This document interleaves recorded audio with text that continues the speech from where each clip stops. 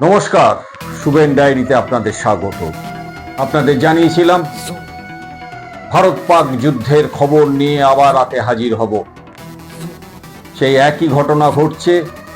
রাতের অন্ধকার হওয়ার সঙ্গে সঙ্গে ওই নির্লজ্জ পাকিস্তানি সেনাদের আক্রমণ বেড়ে গেছে ভারতের ওপর। তবে ওই আক্রমণে না আছে তেজ, না আছে পরিকল্পনা। আক্রমণের হাতিয়ার সেই ড্রোন। জম্মু,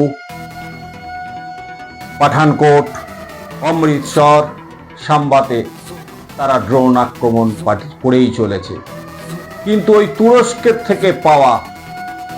থেকে ভিক্ষে পাওয়া ওই ড্রোনগুলো ভারতের আকাশ সীমায় ঢোকার সঙ্গে সঙ্গে দেশের বীর সেনারা তা ধ্বংস করে দিচ্ছেন। কিন্তু লজ্জা কোথায়? লজ্জা নেই নির্লজ্জ পাক সেনাদের। তারা কি করছে? এই ড্রোন খেলার মাঝখানে, এই পাক ভারত সীমান্তর মাঝখান দিয়ে কিছু জঙ্গিদের ভারতে প্রবেশ করিয়ে দিতে চাইছেন, যাতে তারা ভারতে ঢুকে সন্ত্রাস শুরু করতে পারে, সন্ত্রাসের চেষ্টা করতে পারে। কিন্তু ভারতীয় সেনাবাহিনী পাক সেনাদের এই বদমাইশি নোংরামিটাও ধরে ফেলেছে। আজকে 7 জন জঙ্গিকে ইতিমধ্যেই ভারতীয় সেনাবাহিনী খতম করে দিয়েছে। তবে আত্মতুষ্টিতে ভোগার কোনো কারণ নেই।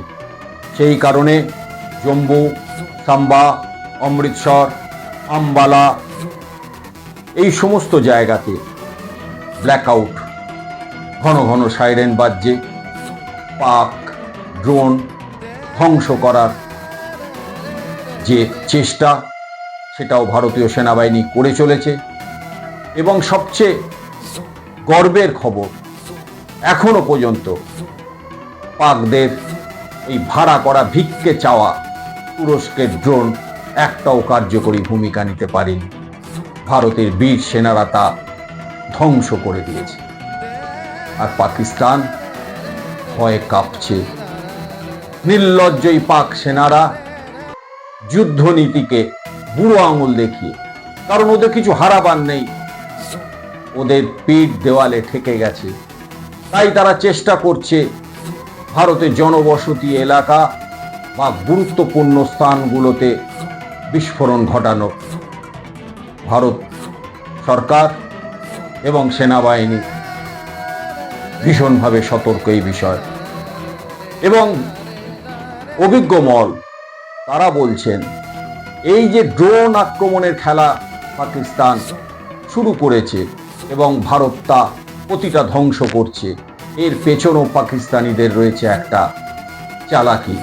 সেটা হচ্ছে এই ড্রোন খেলার মাধ্যমে হঠাৎ করে তারা বিমান আক্রমণ শানাতে পারে ভারতের ওপর। কিন্তু ভারতীয় বীর সেনারাও তৈরি তা উপর থেকে ভারতের মাটিতে মুখ থুবড়ে ফেলে দেওয়ার জন্য। কিন্তু বললাম, নির্লজ্জ পাক সেনারা কখন কি করতে পারে তা কেউই জানেন না। ফিরোজপুরে জনবসতি এলাকাতে বিস্ফোরণ ঘটানোর চেষ্টা করেছে। এই মুহূর্তে জম্মু, সাম্বা, অমৃতসরে বিস্ফোরণের আওয়াজ পাওয়া যাচ্ছে। ভারতীয় বীর সেনারা চূড়ান্তভাবে পাক সেনাদের পেটাচ্ছে। কথাটা আমি ইচ্ছা করেই বললাম, কারণ সব দিক দিয়ে পাক সেনাদের মারছে আমাদের ভারতীয় সেনাবাহিনী। একই সঙ্গে জানিয়ে রাখি, এই মুহূর্তে এই খবর যখন আপনাদের সামনে মেলে ধরছি, তখন ভারতের আমাদের প্রধানমন্ত্রী নরেন্দ্র মোদীর বাসভবনে একটা সভা চলছে, মিটিং চলছে। যে মিটিংয়ে ভারতীয় সেনাবাহিনী 3 প্রধান উপস্থিত আছেন ভারতের জাতীয় নিরাপত্তা উপদেষ্টা অজিত ডোভাল এবং এই সামরিক বিশেষজ্ঞরা মনে করছেন যে আজকের এই সভার পর, অর্থাৎ এই প্রধানমন্ত্রীর সঙ্গে 3 সেনাকর্তার বৈঠকের পর ভারত হয়তো একটা বড় যুদ্ধের রণনীতি তৈরি করে ফেলছে। সেটা শুক্রবার রাতেও হতে পারে বা শনিবার রাতেও পাকিস্তানের ওপর আছড়ে পড়তে পারে। এমনি পাকিস্তানের চারিদিকেই ভারত যেখানে পাচ্ছে ধ্বংস করার কাজ শুরু করে দিয়েছে। এবার হবে বড় পরিকল্পনা, এবং সেই পরিকল্পনা ভারত সরকার কী নিচ্ছে তা কিছুক্ষণ বাদেই জানা যাবে। তবে পাকিস্তান শেষ হয়ে গেছে। তাদের এবার একেবারে ধুলোয় মিশিয়ে দেওয়ার কাজটা শুরু করেছে ভারতের বীর সেনারা। নমস্কার, শুভেন ডায়েরি ভালো লাগলে সাবস্ক্রাইব করবেন, শেয়ার করবেন, আর সবার কাছে অনুরোধ, এই যুদ্ধ ঘিরে কোনো গুজব ছড়াবেন না, গুজবে কান দেবেন না। সবাই একজোট হন, ভারত মাতার জন্য সবাই একসাথে বীর সেনাদের স্যালুট জানায়। নমস্কার।